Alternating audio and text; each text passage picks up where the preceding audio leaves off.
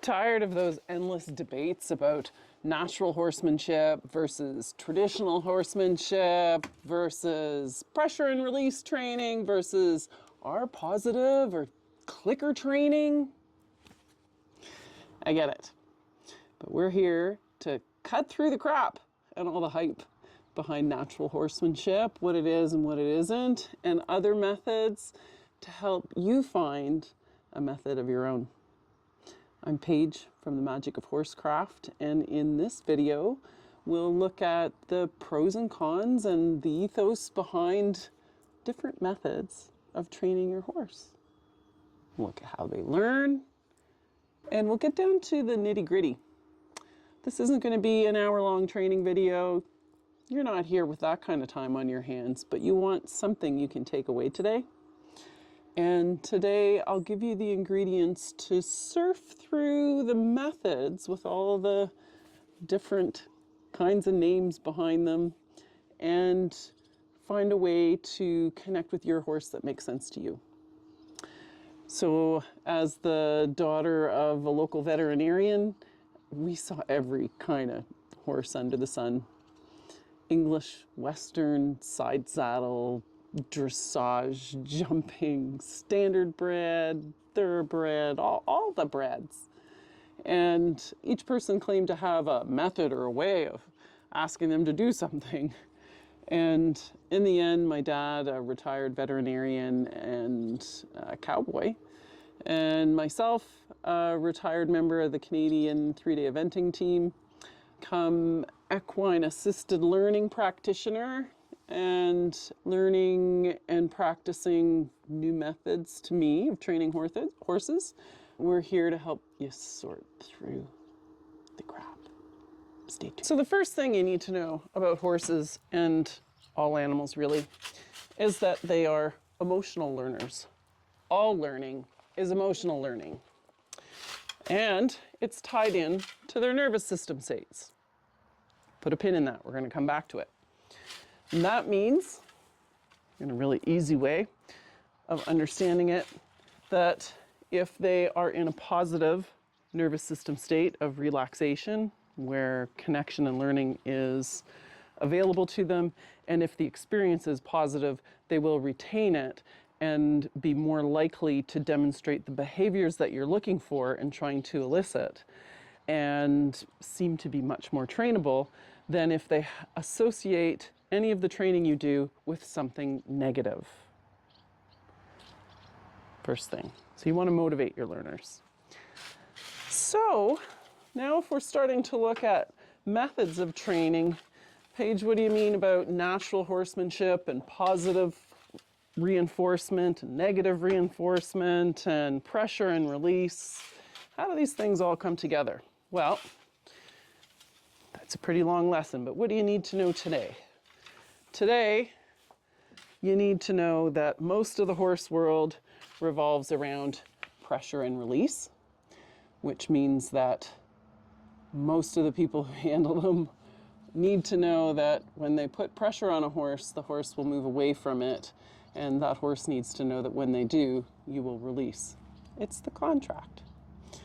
Typical application of this contract means that we will continue to escalate the pressure until the pressure becomes aversive enough for the horse to yield and do what we're asking it to do. And we will continue to escalate until the yield, and then we'll yield. That's the contract. So you can see how that has a possibility to go awry when you're using a 1,200-pound animal and applying pressure to it. And if you're willing to go all the way up the scale to get the response. What if they don't have a give in it? What if what you're asking for isn't possible for whatever reason? There's all kinds of potential trouble in there. So that is pressure and release is an example of negative reinforcement training. We're applying something and we're taking something away. It's not that it's positive or negative in terms of a descriptor, like good or bad. It just means that we're taking something away that they find aversive in order to make the behavior more likely to to happen again, or to indicate when they've done what we want them to do. So timing, super duper important there. That their nervous system stays in a state of calm is super important there. Now, positive reinforcement training, what is that?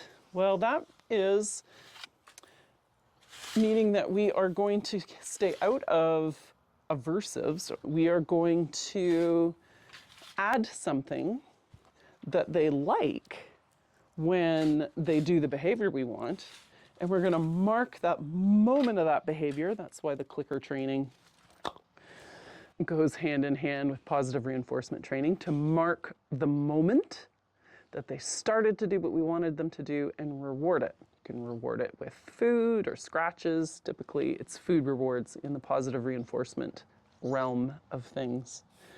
And what is natural horsemanship? Is it one of these things or another? No, it's a term that is an umbrella term for all kinds of ways of relating to horses and all kinds of methods and people using them. So don't get hung up on the name natural horsemanship. The idea behind it was to watch what horses do naturally in the wild. How do they relate to the universe? And then to apply our pressure and release methods and ways of working with them around what would naturally happen in a herd. And the principles are sound but arguable, as are most things. And they were designed to improve the experience of most horses in training for ranch work and pleasure work and such. However, I'm going to bring you back to some of the things that you might see in natural horsemanship and under the guise of whatever it's called, some methods that tip a horse's nervous system from fight or flight to I don't have a choice to, since I don't have a choice, a shutdown mode or a join up mode. And I'm going to go inside to explain the rest of that concept and finish cleaning my barn. The next thing I want to cover is question everything. What you're going to hear in this video is based on the latest of the science of how animals learn and experience, and it's still evolving. So the concepts of natural horsemanship were largely based on something that is under question now, and that is the dominance theory and what is really happening out there.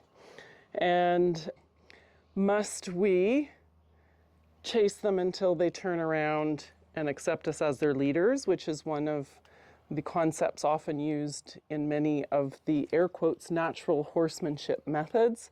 And is that something that makes sense when it's a horse-human communication?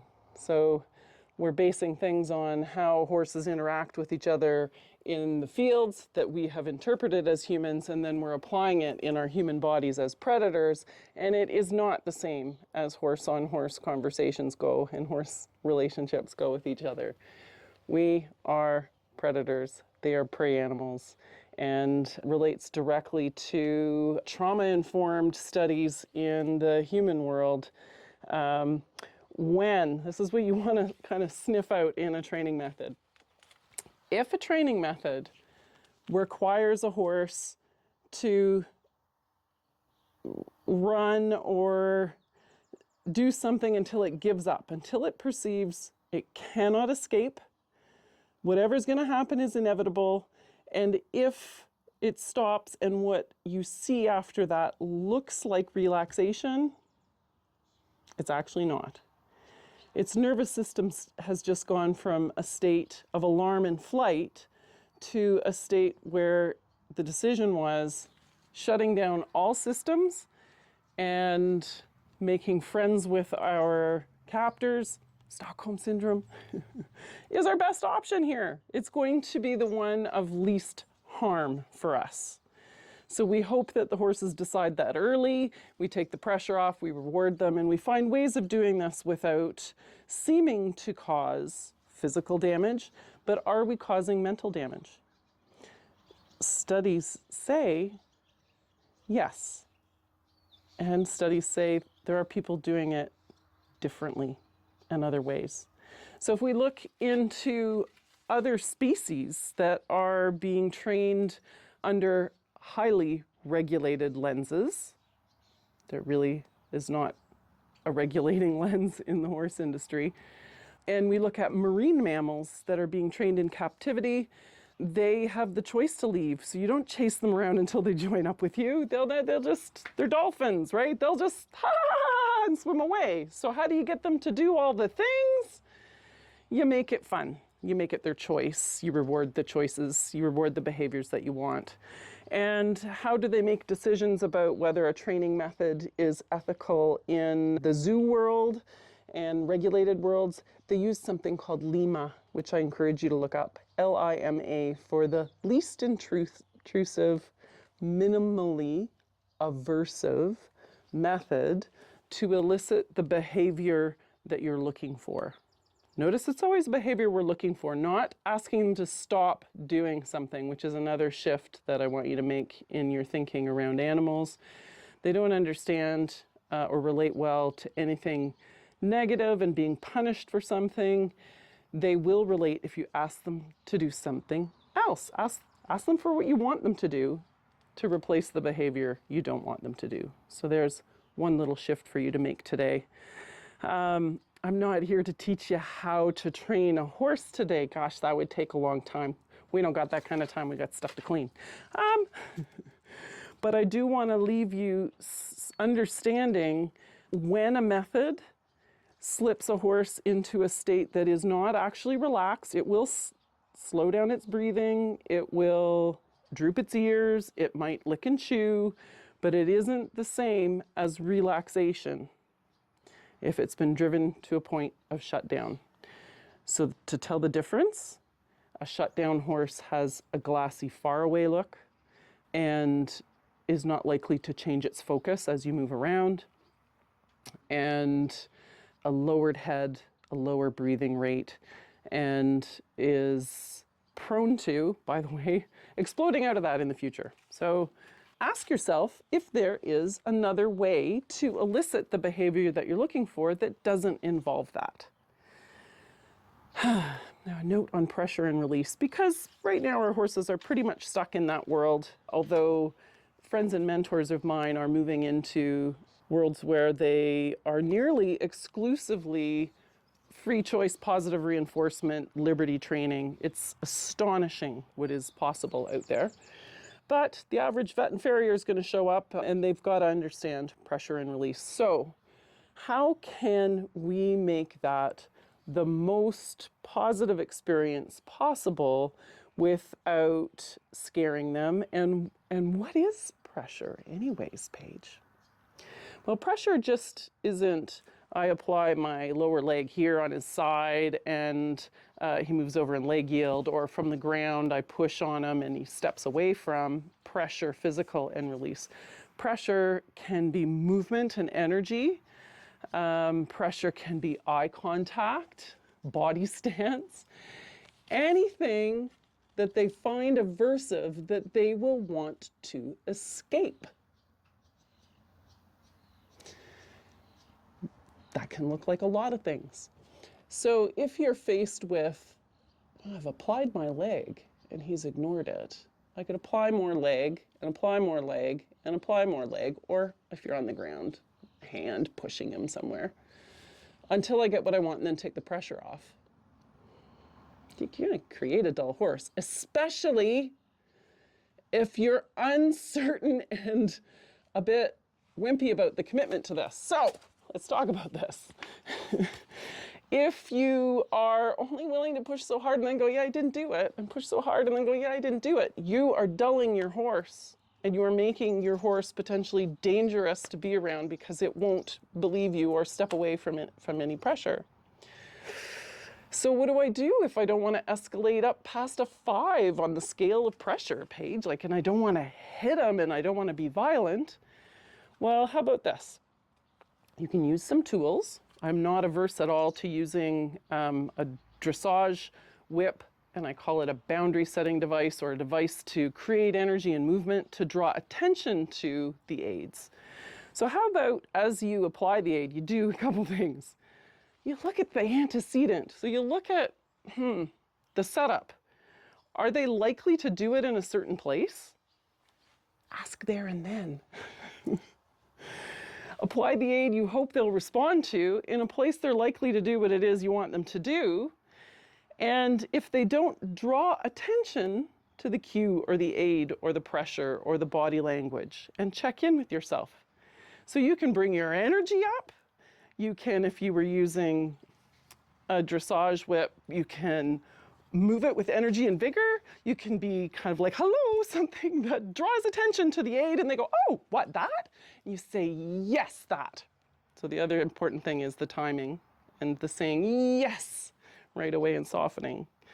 So you can find ways to encourage your horse to yield to pressure, whether that's halter pressure to lower a head, really handy if they get stuck in something, or if you want to lead them somewhere, and it's just really important thing they need to learn to yield to that kind of pressure.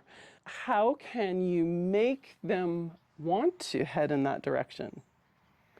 Maybe you could teach them to target stuff. Aha! Cross-training your horse.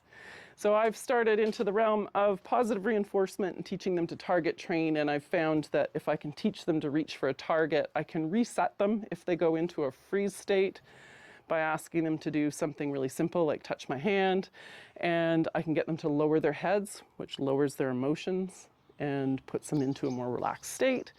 And I can ask them to do that at the same time as I apply some pressure, so they get used to the pressure and the cue that they're reaching for down for my hand at the same time, and they go, aha, and they get it. We make it simple. The other thing that is one of the most important things is just your consistency. So I always say that you could teach a horse to do a trot to canter transition on the lunge line or on its back by saying the words peanut butter if you decided to. Someone has yet to do that for me, but I know they're out there. What is required is that making sure that you're going to reward instantly and that the timing is good, but that you're super duper consistent. And this is where horse people, oh God, I hear this all the time. You hear it to a one-horse person describing their sport to a non-horse person, and they say things like, oh, in my sport, there are two of us, and you know, horses are so unpredictable by nature. Well, that's a load of hooey. Horses are exceptionally consistent by nature. The inconsistent one is the human that climbed up onto their backs and is leading them around. We are the inconsistent ones. And sometimes we're present, sometimes we're not. Sometimes we expect them to move off a little bit of leg. Sometimes we get impatient with them. When we're chatting with our friend Susie on the rail, walking on a long rein, we don't expect them to listen to us or be energetically forward, but then we do a moment later. Like, make up your mind. Be present and be consistent. And then you can get them to respond to your dream cues, your dream aids. It's a lot easier than we all make it out to be, honestly. It's not rocket science. Which brings me to the next point. So what does it take? How do I trust my gut instincts? And that goes back to a video that I made last week. In order to access your instincts for your timing and what's right with you and your horse, it is absolutely 100% important that you show up in a balanced nervous system state, regulating your own nervous system and being able to co-regulate your horses. From that point, you're going to be able to feel into your body. You're going to notice the minutia and the give and take. You're going to be able to access your instincts and develop a relationship and a way of being with your horse that works for you. Don't get hung up on the methods. understand what's behind them, be really clear and consistent. And if you want to show up in a balanced way and you deal with anxiety or struggle with mindfulness, I'll send you a link to some resources so that you can access your intuition and be the best trainer for your horse.